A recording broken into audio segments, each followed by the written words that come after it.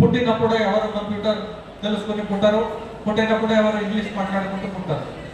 ఎవరు ఉన్నా వాళ్ళ సమయంలో కేటాయించి కష్టపడి వాళ్ళు దాని మీద టైం స్పెండ్ చేస్తేనే వాళ్ళకి ఆ నైపుణ్యం అనేది వచ్చింది. ఈ రోజు మనకి లేకపోవచ్చు, కానీ మనం దాని మీద కష్టపడితే ఖచ్చితంగా స్కిల్ అనేది వస్తుంది.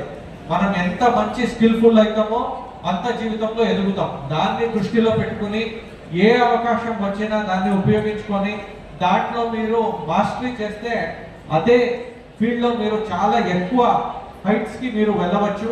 ఈరోజు చాలా భూమిలో ఉన్న కంపెనీలు చాలా వచ్చాయి. ఐటీ కంపెనీలు, ఫార్మసీ కంపెనీలు, మీకు సర్వీసింగ్ కంపెనీలు, మ్యానుఫ్యాక్చరింగ్, ఇన్ఫార్మల్ సెక్టర్, ఇన్సూరెన్స్, ఎఫ్ఎస్ఎంబిఐ అన్నీ వచ్చాయి.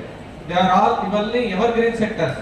అంటే సమాజం ఉన్నంత వరకు దీనికి ఖచ్చితంగా ఇవి మన రోల్లో అంటే మన జీవితంలో దీనికి ఒక పరిమితి ఉండే ఉంటుంది.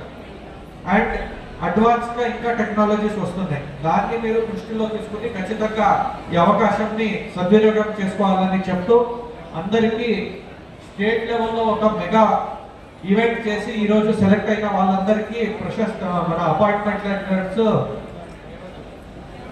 23rd ఇస్తామని చెప్తూ ఈ అవకాశాన్ని అందరూ యువత ఎక్కువగా సద్వినియోగం చేసుకోవాలని చెప్తూ నాకు అవకాశం ఇచ్చినందుకు ధన్యవాదాలు. Thank you.